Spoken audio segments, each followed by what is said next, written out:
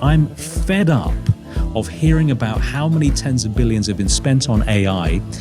It's a branding exercise, it's a PR exercise. There's actually two different economies brewing. One part of it is value-based economy, but another one is kind of an expectation-based economy. So how do we get ourselves back into line, Edosa, and start to really focus on what's needed and how to make this work? One of the ways to do it is to think back to analogies that actually relate to what we're doing right now. One of them is the railroad. So is it a bubble? Only if you blow one. It's controversial. As Mark Twain said, history doesn't repeat itself, but it rhymes. So the world is investing, as we know, in AI. It's a fantastic thing to do. All the money's spent very, very well. It's an arms race, it's a commercial race, and clearly all the money is going into the right place. Or is it? Is it worth it, Edosa? That's such a big question. Yeah. You see billions and trillions flying in towards AI and everything that has an AI label on it.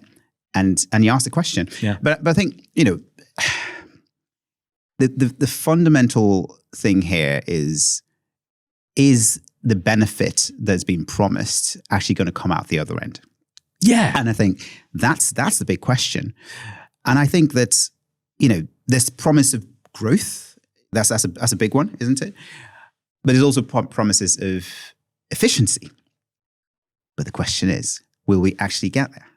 Well, will we? Because, the amount of money being spent, I was around in the early 2000s. I remember something called the dot-com bubble and the dot-com boom, and didn't quite work out the way it was. If only I'd bought the websites I needed back then. I would have been a multi, I'd have tens of pounds. This is the difficulty, isn't it? And so it's completely understandable. That's why we're here. We're talking about it, why AI is important and how to work out the outcomes based on what you think in the first place and how to adapt that. Yeah. But in this case, with so much, speculation and speculative investment into every type of AI system, particularly the big ones that we all know about, how do we maybe sort out the picture? How do we get a clear picture of what we're trying to do with it and whether it's worth that cash? One thing is, AI washing is a classic where you kind of stick an AI label onto everything and, fueled by AI, driven by AI. I'm sorry if anyone's listening to us has used that tagline, no offense. Other taglines are available. But it is difficult when everything is a catchword, is a catchphrase. So how do we get ourselves back into line, Edosa, and start to really focus on what's needed and how to make this work? Because if you're spending 20 billion on the latest AI investment, hey, you better get something out of the back of it. Absolutely. I think the challenge is, the answers are in the future. In the future world, aren't they? And I wish I knew the answer to that. But I think there is a way to navigate this sort of challenges. I think one of the ways to do it is to think back to analogies that actually relate to what we're doing right now. I think one of the biggest ones for me, think of any big transformation we've had. Yeah. One of them, which might sound quite distant, is the railroad, right? And with the railroad, what happened was it was transformational. These days we don't think of it as that. It's just we take for granted. But there was a time in life that didn't actually have rail. Yeah. And when the idea of rail came, it attracted tons and tons and tons of investment. Yeah. And all that investment came up ready, literally sort of attached to every idea. Yeah. So there's lots of different ideas of rail. There's lots of different projects. And investment came and sort of aligned themselves with that. In the end, what's happened is we have lots of rail, but not every rail idea was successful. Not every real idea actually led to actual value on the table, but also not even every rail was actually built. So you've got all this investment, you've got all this promise, and it's all kind of sitting there, not doing necessarily what it does at the other end. And, on top of that, I think one of the biggest things that, a question really that we're not asking is really around what are the consequences of all of this? And what is it that is actually leaving behind that actually we're blindsided to? This is entirely why I'm putting all of my investment cash into time machines. Because without a decent time machine, you will never work out which railway to invest in. No, look, I mean, it's so important for all of us. Now, obviously, I'm more in the consumer space, and what I care about is features that will help me in my life, okay? And I think a lot of us, yes, we are consumers outside our businesses and outside our organizations, but if somebody is investing so much money that they could invest in something else that would help me, I tend to turn off. I tend to wonder, okay, as a consumer journalist, I tend to wonder what the hell is going on. And I do not follow that. I'm not a fan of those investments. It kind of separates me from what's being done in the business world. And so for me, I want answers. I'm fed up of hearing about how many tens of billions have been spent on AI, and yet that's the last time we hear about it. It's a branding exercise, it's a PR exercise, but we all need to have a positive result of all that investment. And I'm damn sure the investors do too. Indeed. I think, whenever you get into a situation like this, when there's a gold rush of some description, of course, at the moment we talk about it in terms of AI, there are actually two things happening here. Yeah. And one of them is that, in some ways you can think about it as two different currencies.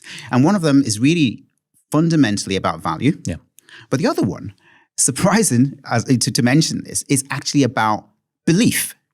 And so you've got these two different things sort of, vying for space, if you like, in our heads and in our lives and such like.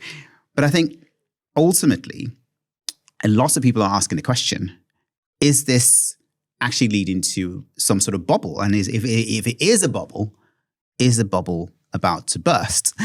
And what does that mean for us all in terms of the economy, in terms of our personal kind of situations? So it's a huge situation we're facing right now. Okay, so actually that really helps us because if we try to work out what will happen, and actually, again, from a personal point of view, I want to have whatever it is, however AI interacts with my life, which it's already doing, it will do it more in the future.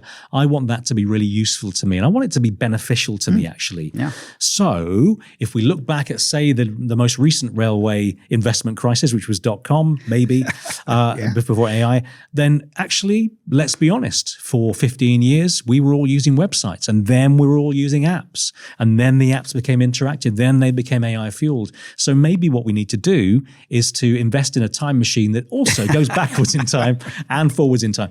Pretty much what we need to do is work out actually to have a wider perspective, which we've certainly talked about in previous episodes, to have a wider perspective, not only ask that simple why, look at the values, but also work out what possibilities we can keep on using, what our customers want, what you and I want in our personal lives, how we can make this stuff really, really valuable. In fact, so valuable, we wish we'd never asked the question whether it's worth it or not.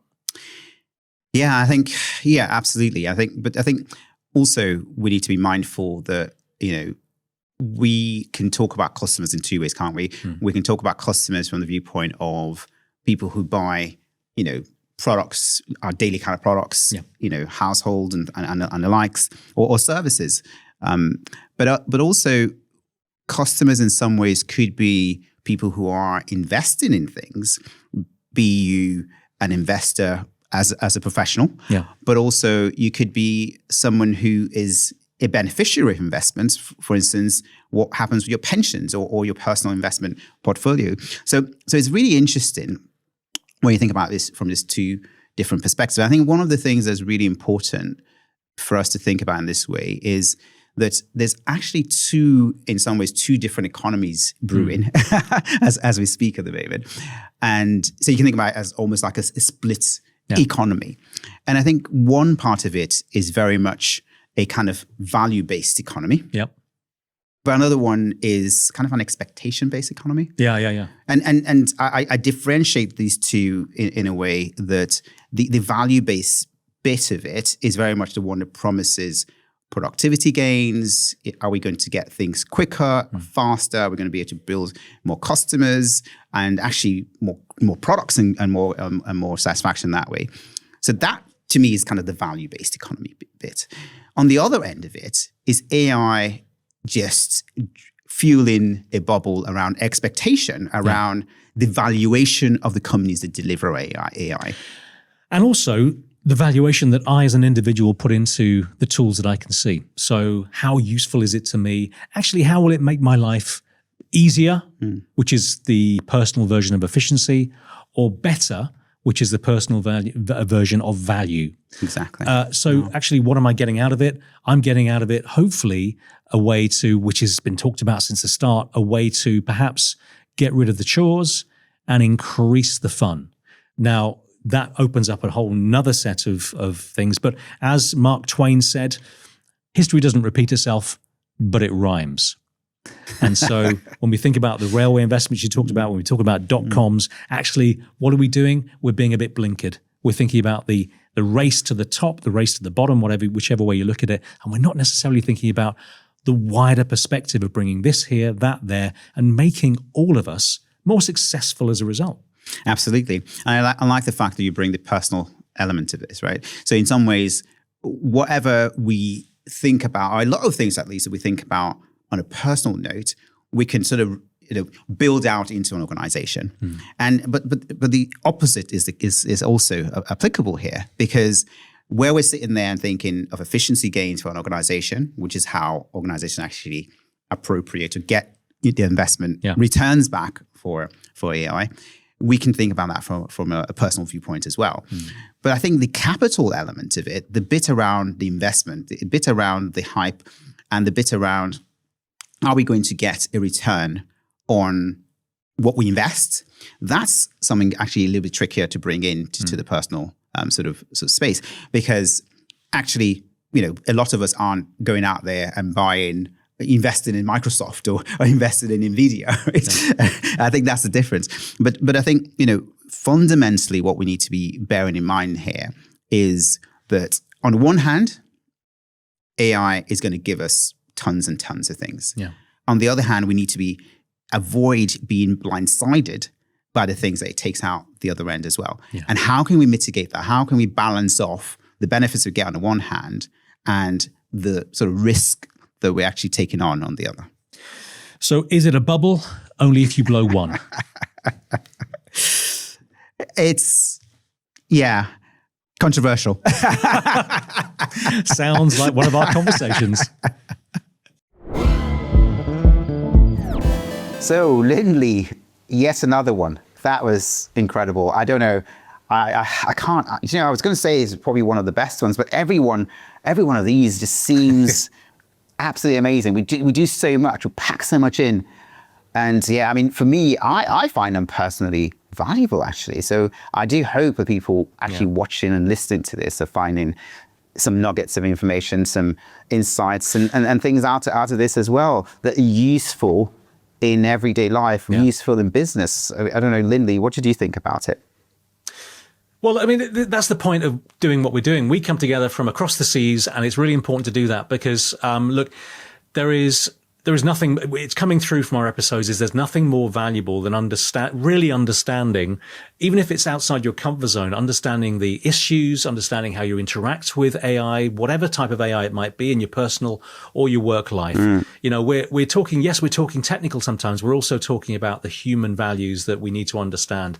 And also, of course, from my point of view, because I'm an information obsessive, I need to know that we are all understanding what's correct, what's incorrect, where it hallucinates, where you make decisions based on potentially bad information. So I hope that's really helped you, and we'd love to hear from you. As always, we always say this, but it's so important that we all have a conversation. So get in touch with us at AI Values. Also talk to the people around you, the people who are worried, they have fear, they are concerned about certain issues, they're worried about their job, or they are incredibly enthusiastic. That infectiousness can also drive a really positive conversation around AI. Absolutely. But, like a lot of people are already doing, tell us as it is. It doesn't have to be in support. It might be something you disagree with. Tell us. It's about the conversation. And that's the reason, fundamentally, why we're actually doing this in the first place. And so keep those conversations coming. We'll respond to almost every message that we get, and every single one of them actually affects what we do next and gives us a bearing, really. So yes, great, keep them coming. always hard to say goodbye at the end of an episode, but unfortunately these things have. There's a little tear. Yeah. There's a little tear in my eye right now. I'm sobbing gently on the inside. They do have to end, but the great thing is obviously that we have a next episode to look forward to, and there's so much in store. Really looking forward to sharing those with you as well. But for now, it's goodbye from me. Yeah, me too. Can't wait to hit the next episode running. So lovely to have you with us, and see you next time. Take care.